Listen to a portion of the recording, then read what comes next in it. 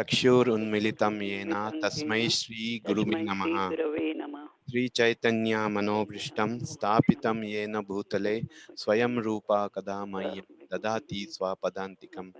वन्देऽहं श्रीगुरु श्रीयुतपदकमलं श्रीगुरून् वैष्णवंश्च श्रीरूपं साग्रजातं सहगना रघुनाथं वितं तं सजीवं साद्वैतं साधुभूतं परिजनसहितं कृष्णचैतन्यदेवं श्रीराधा कृष्ण पदं कृष्णा पदम गण ललिता श्री विशाखं। हे कृष्णा करुणा सिंधु करुणा सिंधु दीनबंधु जगतपते जगतपते गोपेशा गोपिका कांता गोपिका राधा कांता राधा कांता नमस्तुते। नमस्तुते। तप्त कांचना गौरांगी राधे वृंदावनेश्वरी वृंदावनेश्वरी वृषभानुसुते देवी प्रणमामि हरिप्रिय। नमामि वाञ्छकल्प तरुवृक्षा कृपा सिंधु वयेव च पतितानां पावनेभ्यो वैष्णवेभ्यो नमो नमः। जय श्री कृष्ण चैतन्य प्रभु नित्यानंद श्री अद्वैत गदाधर शिवाशदि गौर भक्तवृंद। हरे कृष्णा हरे कृष्णा कृष्णा कृष्णा कृष्ण हरे कृष्ण हरे हरे हरे हरे हरे राम राम राम हरे राम राम हरे हरे। राम राम हरे हरे।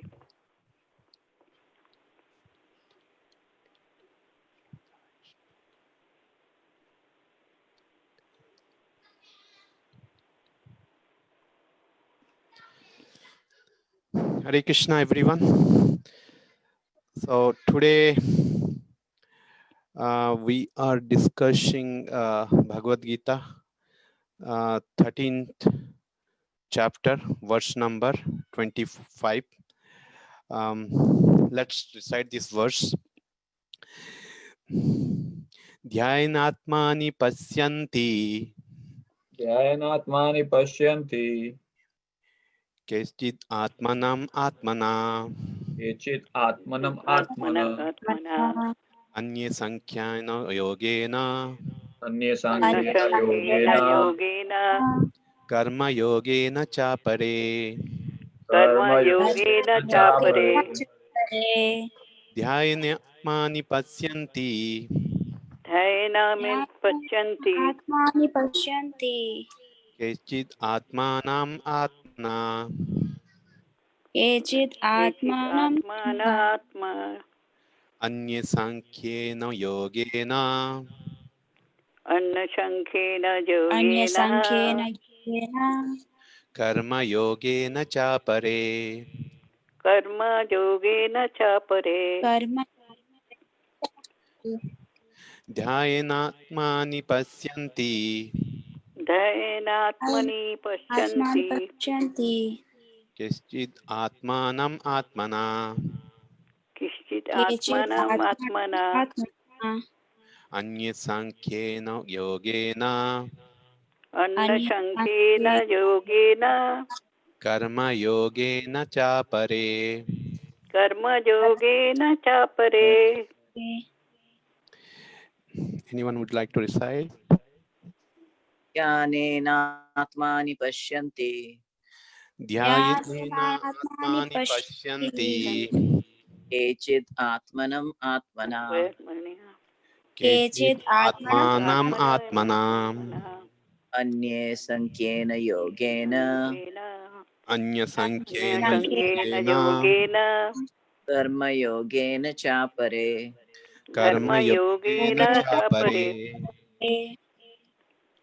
ध्यानेनात्मानि पश्यन्ति ध्यानेन ज्ञानेनात्मानि आत्मानि पश्यन्ति पश्यन्ति केचित् आत्मानं आत्मना केचित् केचित् आत्मानम् आत्मानम् आत्मना आत्मना अन्ये शङ्खेन योगेन अन्यसंख्येन अन्नसंख्येन योगेन योगेन कर्मयोगेन च परे कर्मयोगेन कर्मयोगेन चापरे। चापरे।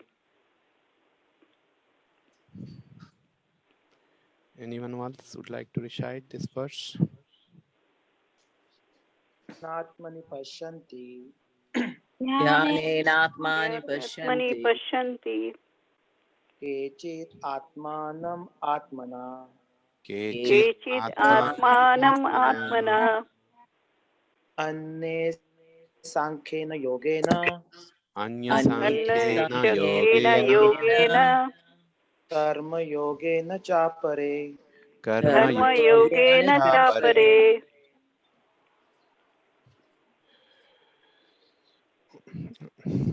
All right.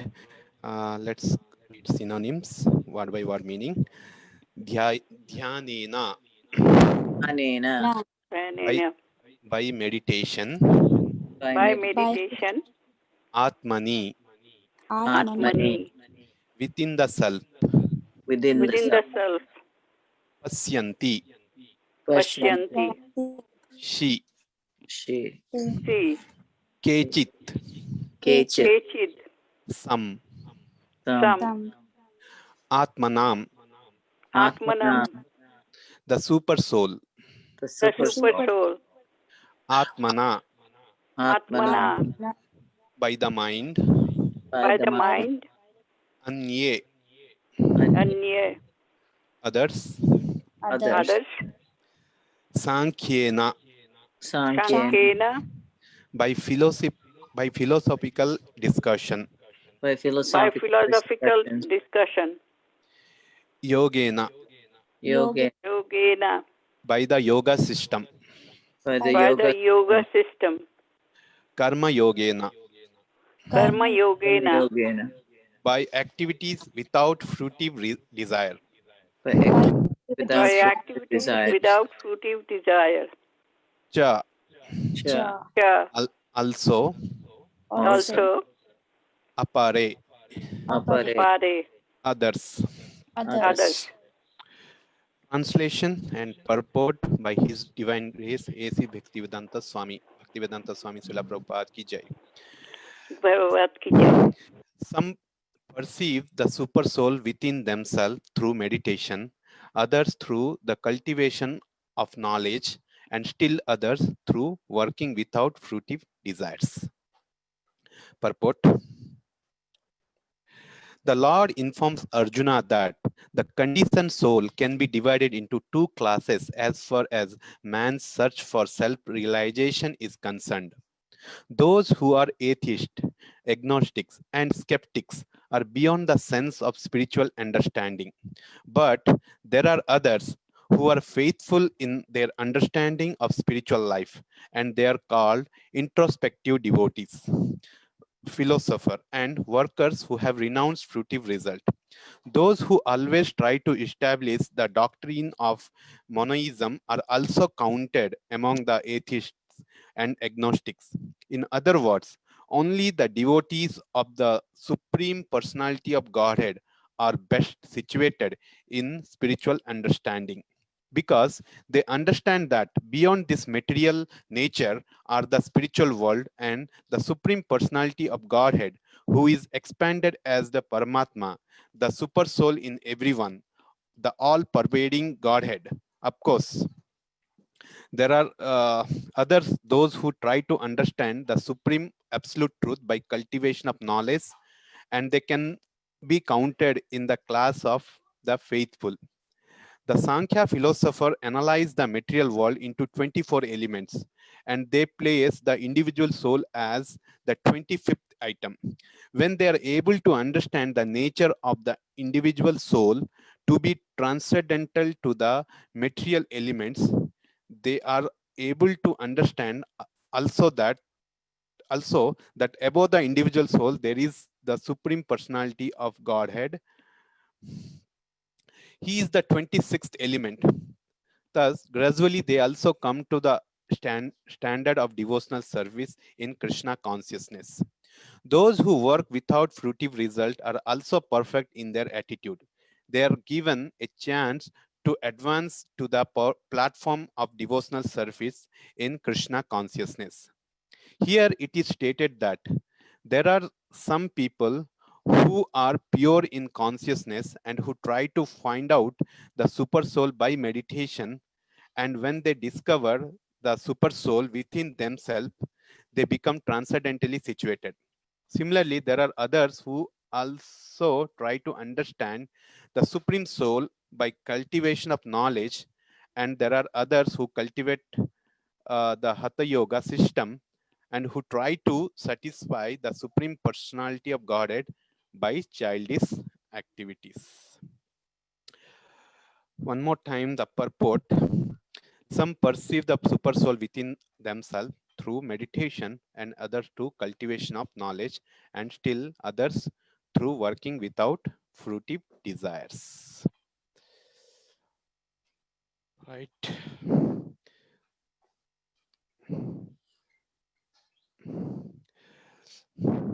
Hare Krishna, everyone. Before I start speaking today Bhagavad Gita, I would like to seek blessing from all the Vaishnavas present here. So we are into the chapter 13, which is nature, enjoyer, and the consciousness, right? And we are in verse number 25th.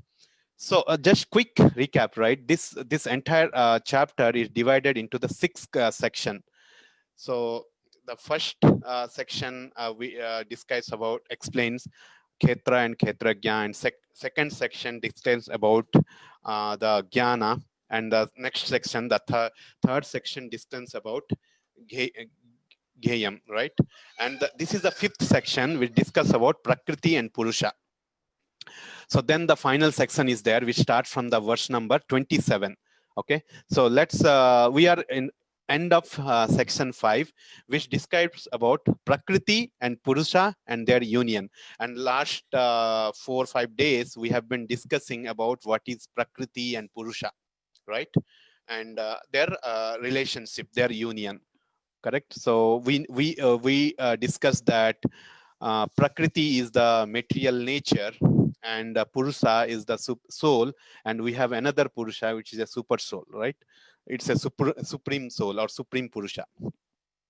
So this verse especially talks about, I mean, if you talk about yesterday, quickly, I just wanted to see what happened yesterday. I mean, verse number 13.24, just read translation. One who understands this philosophy concerning material nature, the living entity, and the interaction of the modes of nature is sure to attain liberation. He will not take birth here again, regardless his present position. So this this chapter, which starts with discussion, right, which starts with the question from Arjuna. He asked the 6th question, right? And out of this 6th question, actually he asked the first question is, what is Prakriti and Purusha? Krishna explained at last, right? First he explained Kshetra, Kshetrajna, then Jnanam and Gyayam, right? Knowledge, what is the object of the knowledge, right? What is Kshetra? Kshetra is the body, the Kshetrajna, the soul and super soul. The knowledge, to understand the soul, super soul, and the Kshetra, the body, right? The relationship, what is the object of the knowledge, right? Then finally, who is Purusha and who is Prakriti. So in the previous verse, it says that who understand this all concept, right? He gets a liberation, right? That's for sure. And this verse especially talks about, Krishna says that what are the other way to, get realization of absolute truth, right? And if you see a little deeply, we understand that this verse 13.25 is already discussed many times, especially in the chapter 1 to 6 of the Bhagavad Gita, which talks about karma yoga, dhyana yoga, ashtanga yoga, and then finally it leads to the bhakti yoga. So the Krishna here says the same thing. So some here say Krishna, Prabhupada, again the purport says that, bhakti yoga is the topmost yoga, we all know, and it's described also many times. But before that, some people try to understand the absolute truth, or come to the stage of bhakti yoga through a different yoga ladder, right?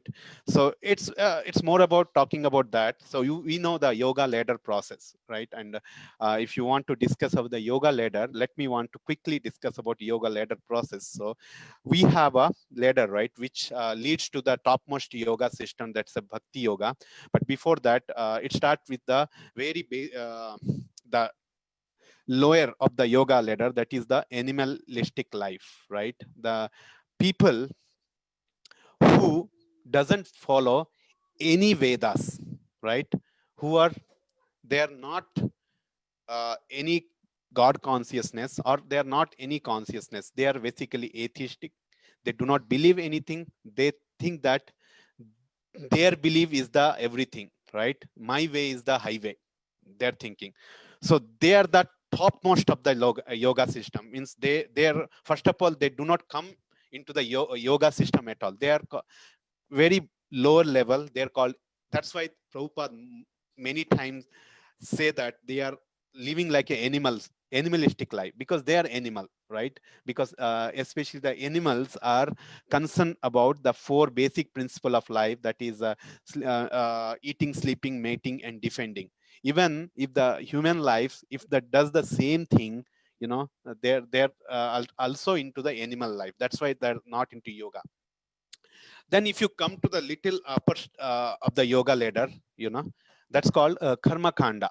Okay, so again, this is not associated with the yoga, because karma kanda is totally different. Karma kanda means it is again, it's fruitive activities. I mean, people is doing the aspiring for fruitive result, you know, but following some base Vedas, right?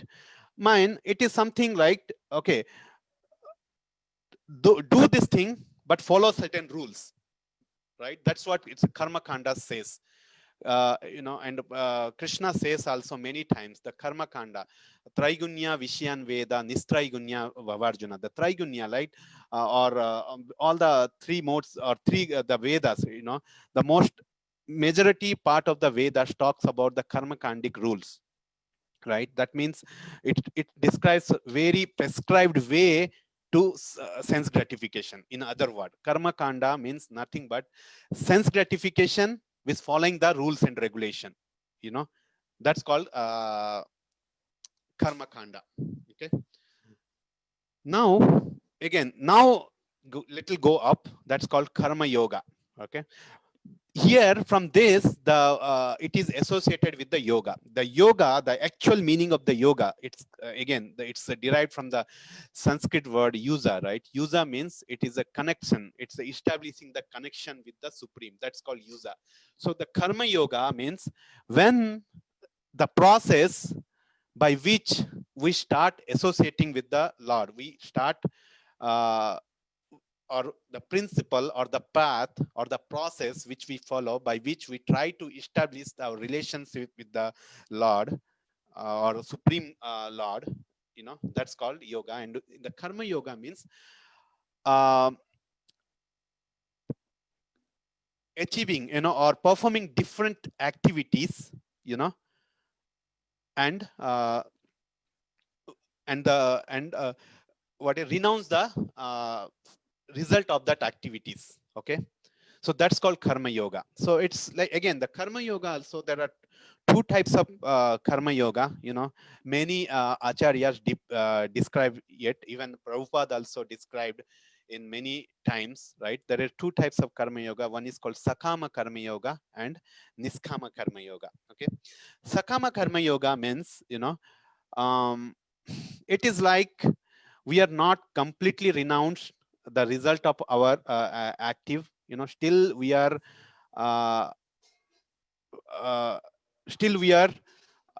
you know, thinking about our sense gratification. The result, we are utilizing the result of our work to our sense gratification or our personal motivation.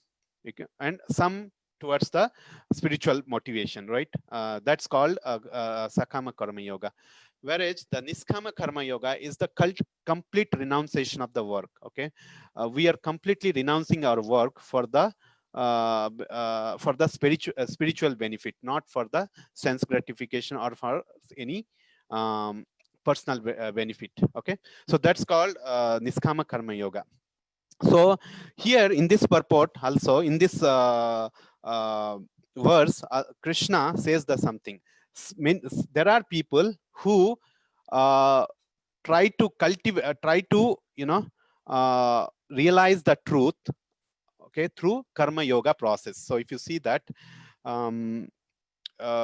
it's Prabhupada says in the purport, but there are others who are faithful to their understanding of spiritual life, and they are called devotee, philosopher, worker, who have renounced fruitive result. Okay.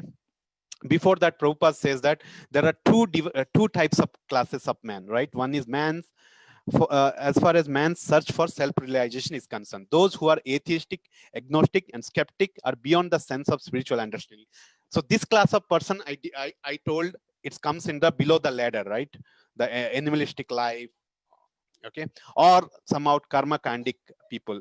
And then the other type of people who are into the path of self-realization or understanding the truth, absolute truth, or inquiring the truth, or at least they're trying to understand who we are, you know, atato brahma jigyasa stage, right?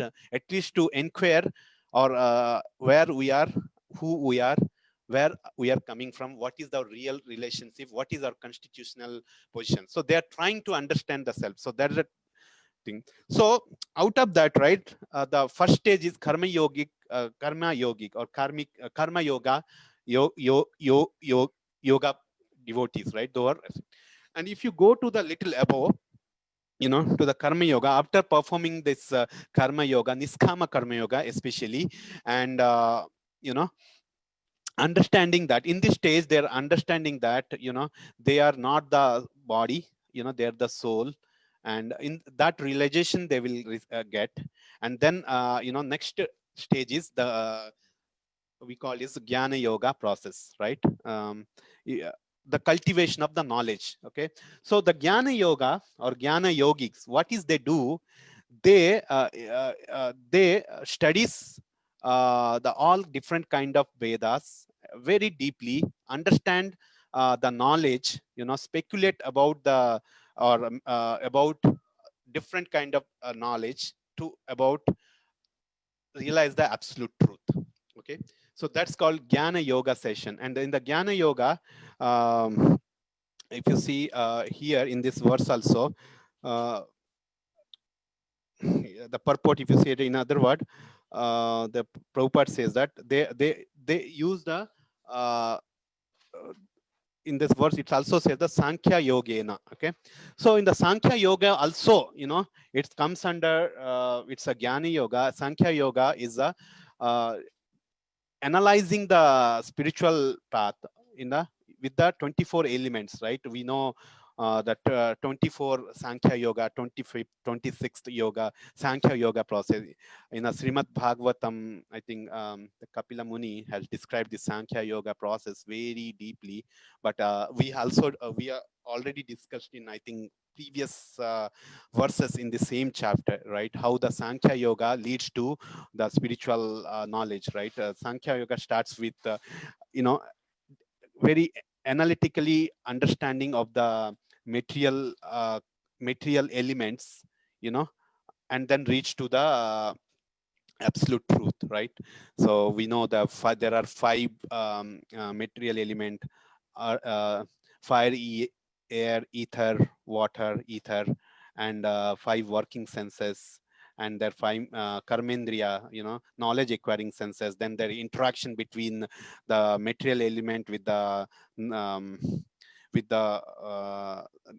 sense, the senses, right? Then it ranges to the five different, you know, forms like touch, sounds, the the smell, all these things.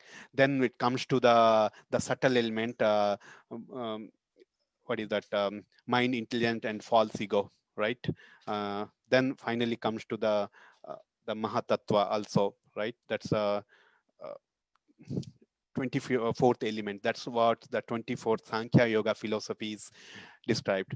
So again, then Prabhupada here says that they also come to the, after analyzing the Sankhya philosophy, understanding very deeply about this, all the material elements, then they come to the point that, okay, there is a soul, super soul, 26th element, right? That's where, you know, they come to the stage of understanding the absolute truth. So that is also, there is a class of devotees, or the types of devotees, or type, they go through this jnana yoga process to achieving the supreme absolute truth. But here we need to understand what is their goal, right? The Jnana yogis, after doing all this philosophical research, understanding, everything. So what is their goal? So there are the two goals they have. Either they will reach to the Brahman realization, that is the one path we have, right, where they understand, okay, everything is a Brahma Jyoti, where they want to, their goal is to, merge with the Brahman realization. And there is other path they also achieve, that go to the upper in the ladder. Okay, that is called, next stage is called the Ashtanga yoga process, or the Hatha yoga. Even Prabhupada says in this verse says that next stage is Hatha yoga, or Ashtanga yoga process. So what is the Ashtanga yoga process? That's where the Ashtanga yogis, they realize that, okay, with the different process of yogic system, okay, we know what is that? Ashtanga, 8 process of yoga system, right?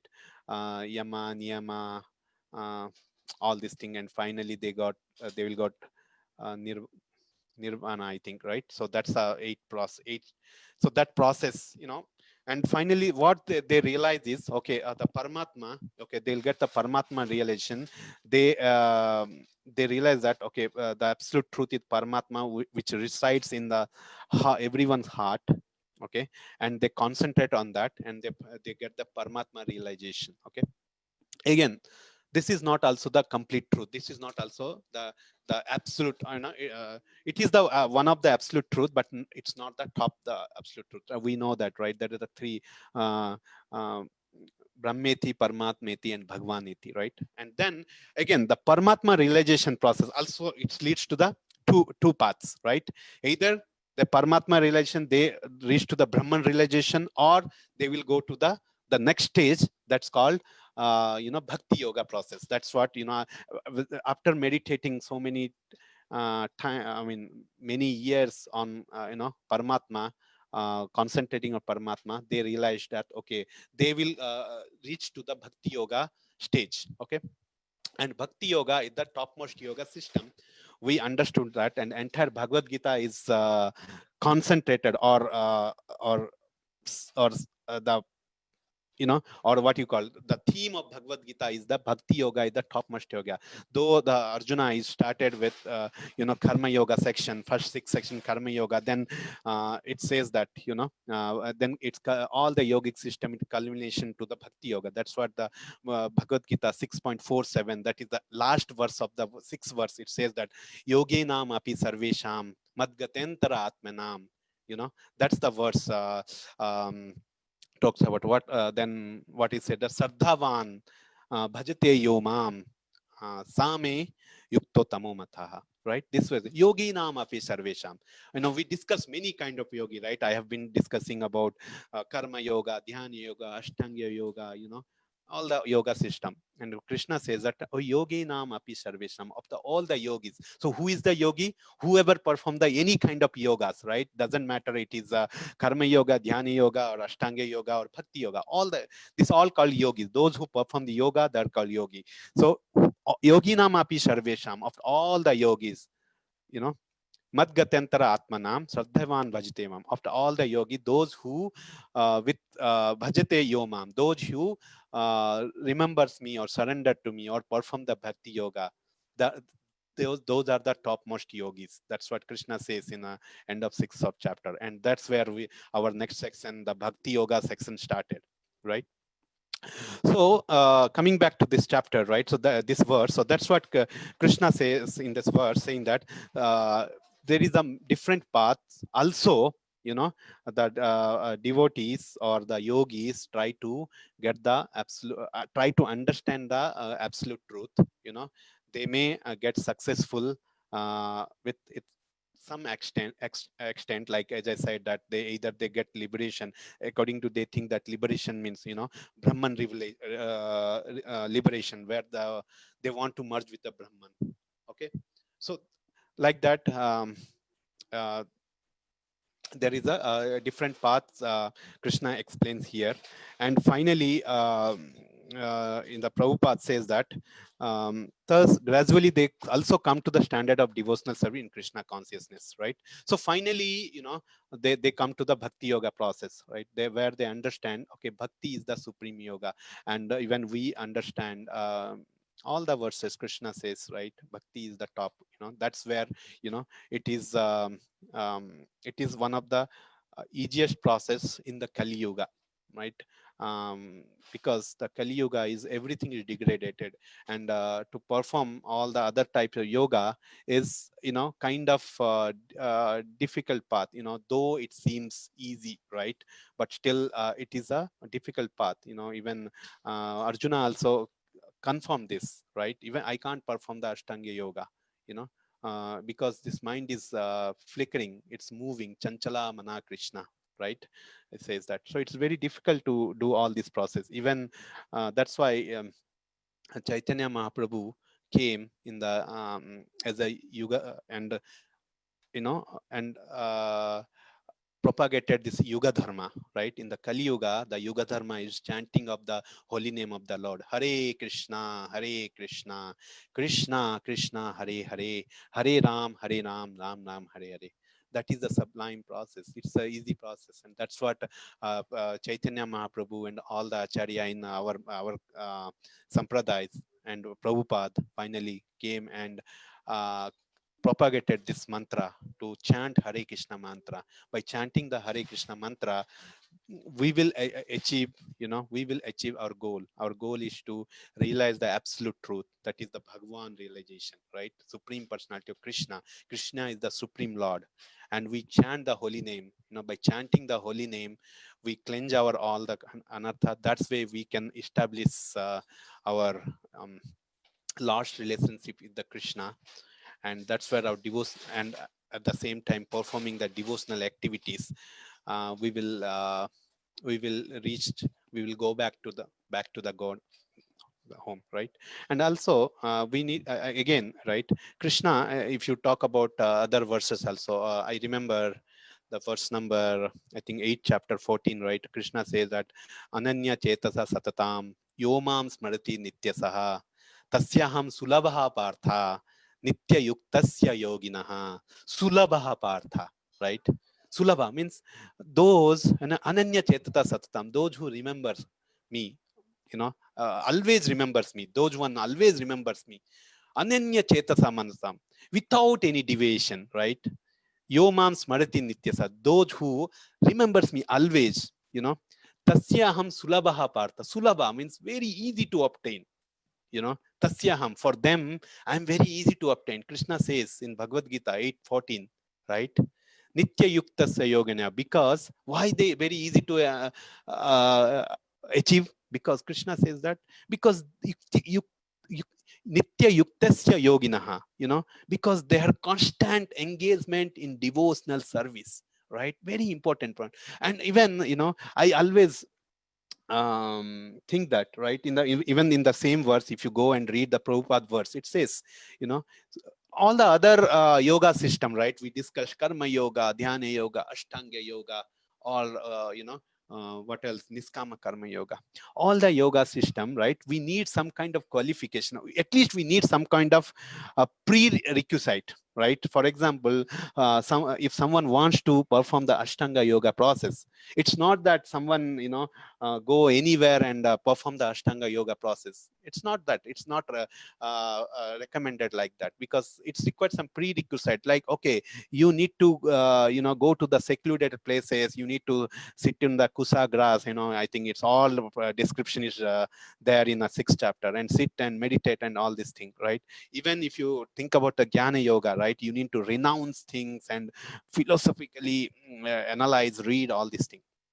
Whereas in a bhakti yoga process, we don't need any pre-qualification. Bhakti yoga is anyone can start, right? There is no there is no qualification for that. Okay, you need to be Brahmana, you need to be Sudra, you need to be Kshatriya, or you need to do certain thing. No, not required, right? That's what Chaitanya Mahaprabhu came and gave this mantra, Hare Krishna mantra, to everyone, freely distributed everyone, because it's free, it's no qualifications required, it's sulabha, it's very easy, right? And no need to worry about, you know, other factors, conditions, you know, qualifications. Bhakti yoga is the easy process and the top. That's why Krishna, there is a book called Bhakti Yoga is the topmost yoga, right? So that's why we need to think, right? We need to, that's why we need to go for, we can aspire for this Bhakti yoga process. We can try out this Bhakti yoga process, you know, chant Hare Krishna, perform the devotional service, you know, that's where we can achieve the supreme truth. And although, right, in this verse, Krishna explained there is no other way, and there are other way also people can achieve, but that the process is not that easy. And if you see in the last purport, Prabhupada says that thus gradually they also come to the standard of devotional service in Krishna consciousness. Those who work without fruitive result are also perfect in their attitude. They are given a chance to advance to the platform of devotional service in Krishna consciousness. Here it is stated that there are some people who are pure in consciousness, who try to find out the supreme soul by meditation, and when they discover the super soul within themselves, they become transcendently situated. Similarly, there are others who are also try to understand the supreme soul by cultivation of knowledge, and there are others who cultivate Hatha Yoga system, who try to satisfy the supreme personal Godhead by childish activities. You know, it's very interesting point Prabhupada mentions. So they say that whoever is achieving all this Hatha Yoga system, you know, cultivation of knowledge, all these things, they are performing childish activities. You know, why Prabhupada says as childish activities? You know, what? Why Prabhupada says childish? So I try to, you know, try to find out this meaning of this childish activity. Why Prabhupada is saying childish activities? So I heard one of the lecture, you know, to find out this meaning of this childish. And the Prabhuji says that, you know, why Prabhupada said is childish, because, you know, especially the childs, right? They, if you go to the kids, right? They do a lot of things. See, I can stand in a one hand. Can you do that? They can say that, oh, I can touch my nose to my, touch my tongue to my nose. Can you do that? See, I can turn my hand in a reverse way. Can you do? They do very funny things and ask others to do that. And Prabhupada also trying to say that all this Hatha Yoga system, you know, whatever, the mystic yogis or the knowledge, those who are philosophically trying to understand, they are all performing the childish activities to do and trying to achieve the supreme absolute truth. So which is sometimes you know, very difficult to understand, right? Or difficult to achieve as well. They may success or may not success. That's why Prabhupada mentioned here the what they are performing childish activities. All right, so that's what we have. So, you know, but we have, you know, we understood what's the path, you know, we as a we all under the shelter of Srila Prabhupada and the shelter of the ISKCON. ISKCON is established very nice process of, you know, following this Bhakti Yoga process. You know, by doing that, we'll achieve, ultimately we'll achieve everything. We need not to worry about anything, you know. Chant Hare Krishna mantra and do the devotional service. Two basic what is the rule which we have been prescribed, and if you do that, you know, we need not to worry about anything. I would like to stop here, you know, just pause, or before, you know, I'm not sure if I can talk about next verse, but let's see how it goes. Is there any questions, comments, and realization? Please go ahead. So, Prabhuji, you said you spoke about Nishkama karma, but we can also say Nishkama bhakti and Sakama bhakti, you know. or is there such a thing? I don't know. Or is there like a Mishra Bhakti too in between? So I heard that there is a Misra, like Karma Misra Bhakti, Jnana Misra Bhakti. So that's where there, but Niskama Bhakti, I haven't heard, Mataji. I heard Niskama Karma Yoga, Niskama Sakama Karma Yoga, whereas like Karma Misra Bhakti is that where, it's like the Bhakti is more towards Karma than performing Bhakti like that, and Jnana Misra Bhakti. So the percentage of count, that's what I heard. If anyone has more understanding, please share your knowledge.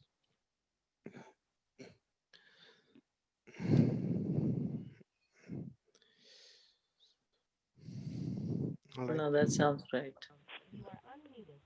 It's always said that if you in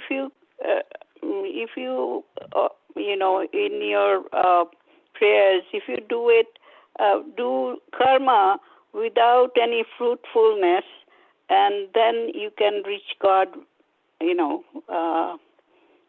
the right way, Is that true? That's called Niskama Karma Yoga, where Niskama right, Karma where we Yoga. completely renounce, right? There is no a tinge of motivation towards sense gratification or for us, that's called Niskama Karma Yoga. But in this, go ahead, Mataji. That is no attachment, without any attachment, you have to pray, and do your karma, right? Yes, Mataji, no attachment. So even right in the Bhagavad Gita second chapter, when Arjuna asked, right, which is better, the karma or renunciation, right? Then Arjuna says, Krishna says that for performing the jnana, right? There is some qualification required, and he said that even if you are eligible for jnana yoga, but I suggest you to do the karma yoga, but go and fight, so that, I want you to set the benchmark saying that karma yoga is eligible for in this, start with karma yoga. That's where Krishna suggested in, in Bhagavad Gita. Also, Mataji, once we perform, right, see what is happened from the karma yoga, when you perform the karma yoga, niskama karma yoga, then you will get the understanding that you get the understanding, okay, we are not the body, we are the soul, and then we slowly establish the relations with the Supreme Lord. That's where you are ultimately you will reach to the bhakti yoga state.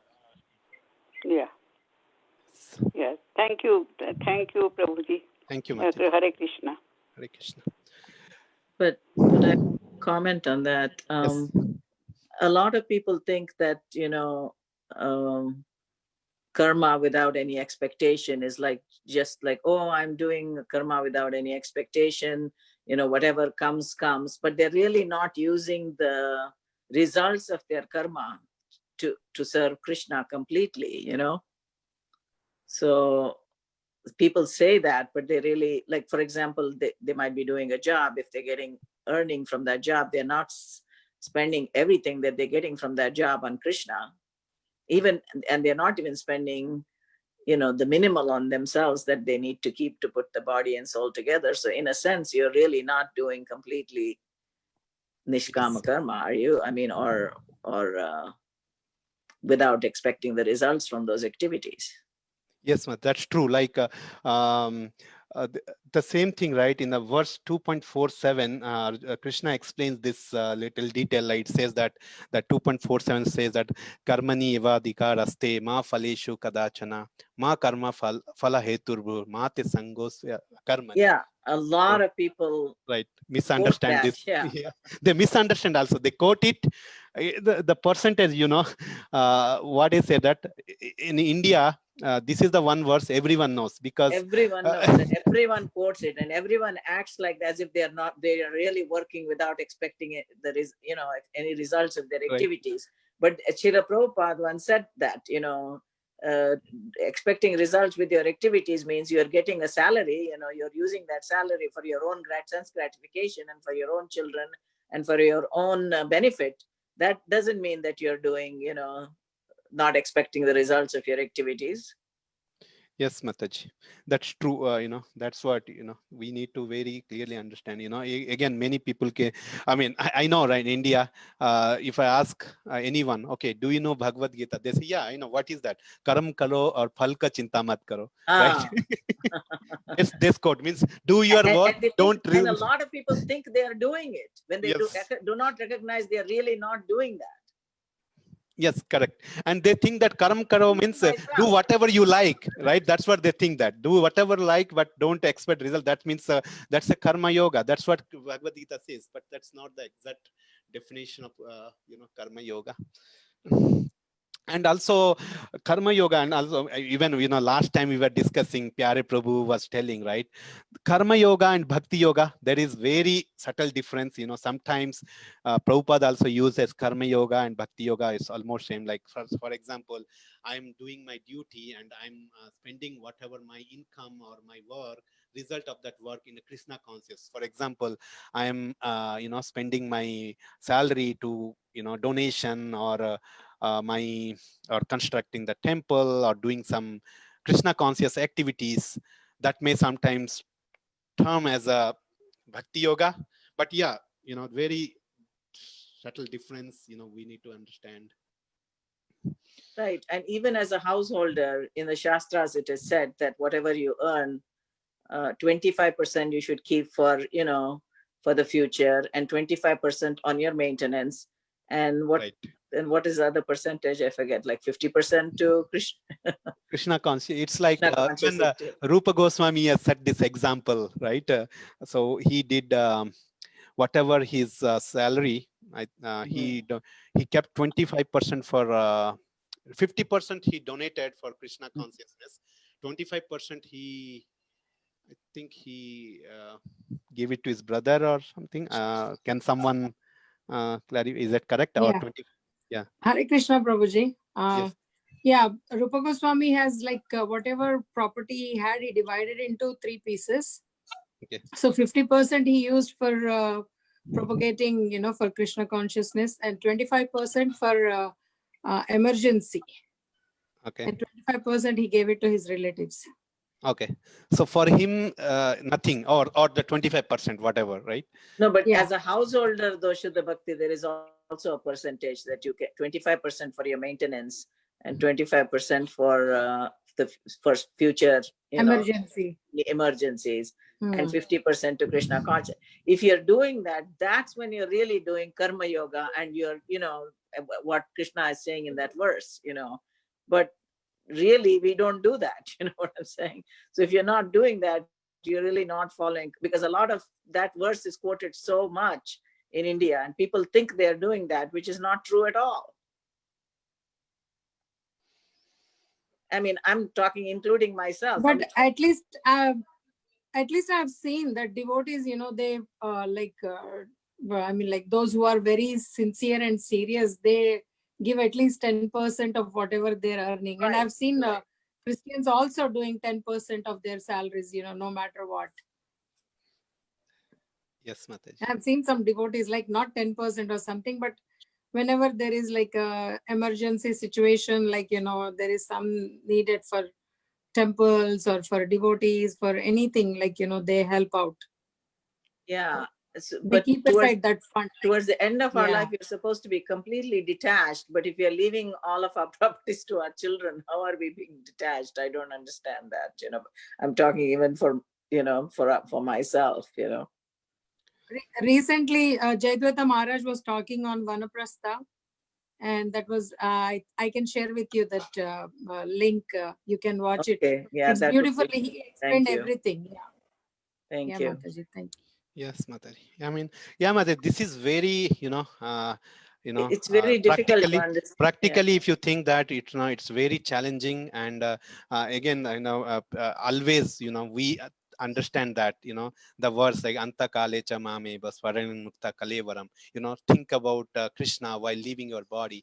But that is only possible when you live like a Vanaprastha life, Mataji. Like, for example, if you are always, always within this material world, and always with your families and kids and thing, and I'm sure, right, especially I can tell myself, out of 24 hours, how much time I'm able to spend for Krishna consciousness. Maybe hardly, if I can count it 3 hours or maximum 4 hours, right? That's maximum I can give. But rest 20 hours I'm doing rest all the activity, either doing the work or thinking about my family or thinking about something. Oh, I need to pay this bill, that bill, I need to do this, I need to go for that. So always the Right. mind is occupying with thing. And in this situation, although we chant Hare Krishna, but at the moment we leave our body, that's where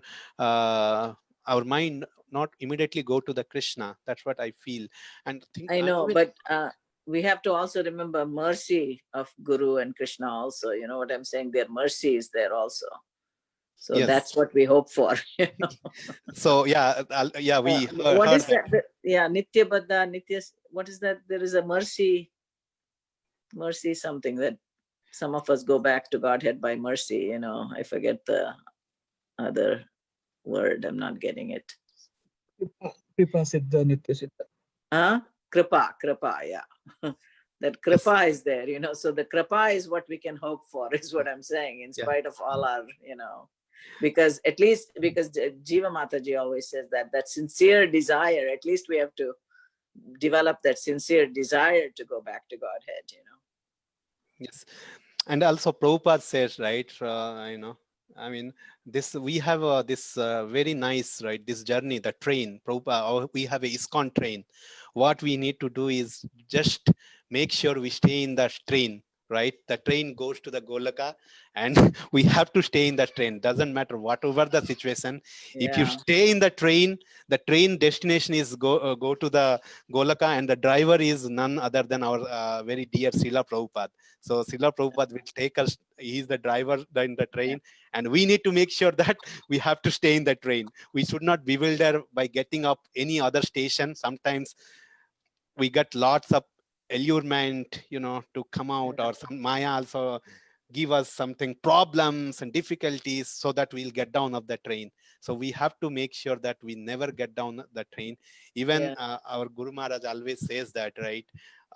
Irrespective of the scenario, like if you stay in the train and you are safe, you are safe, and with the association of the devotee, you will be staying.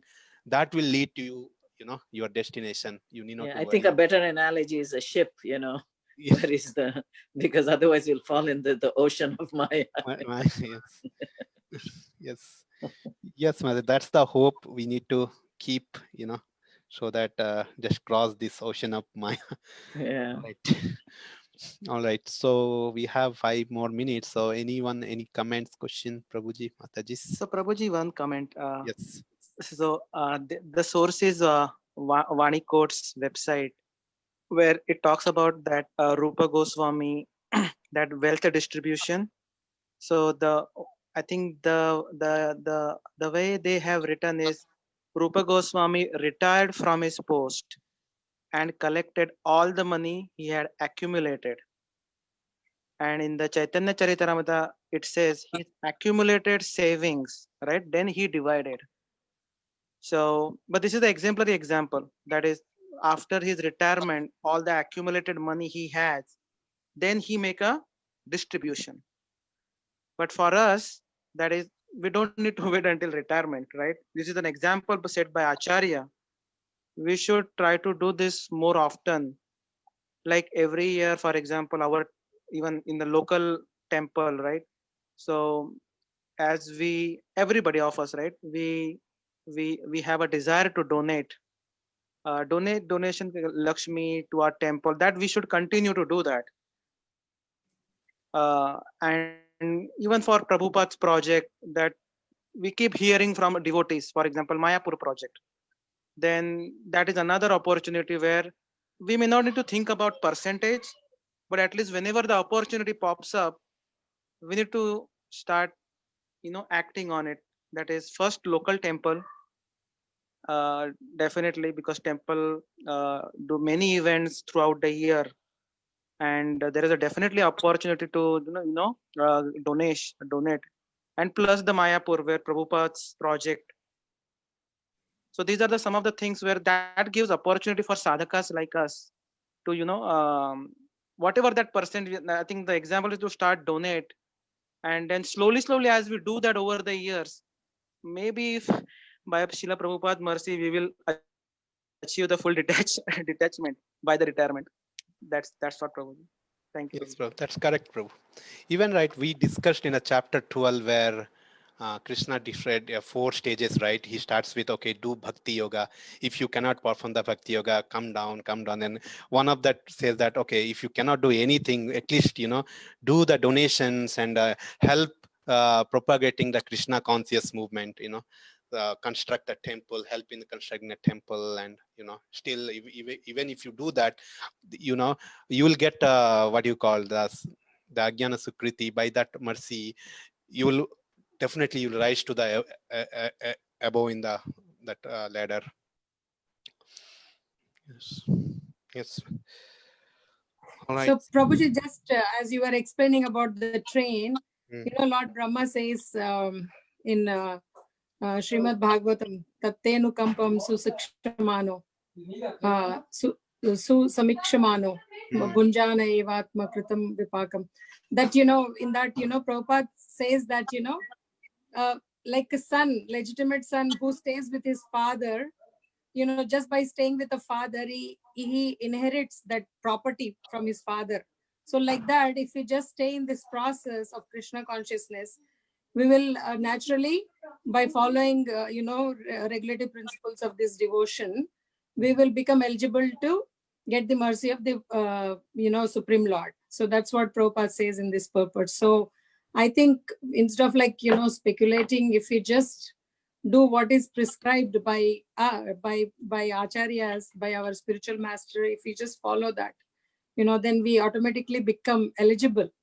As on our own, we are not qualified, but because we are following their instructions and just having a faith on this, we will get that.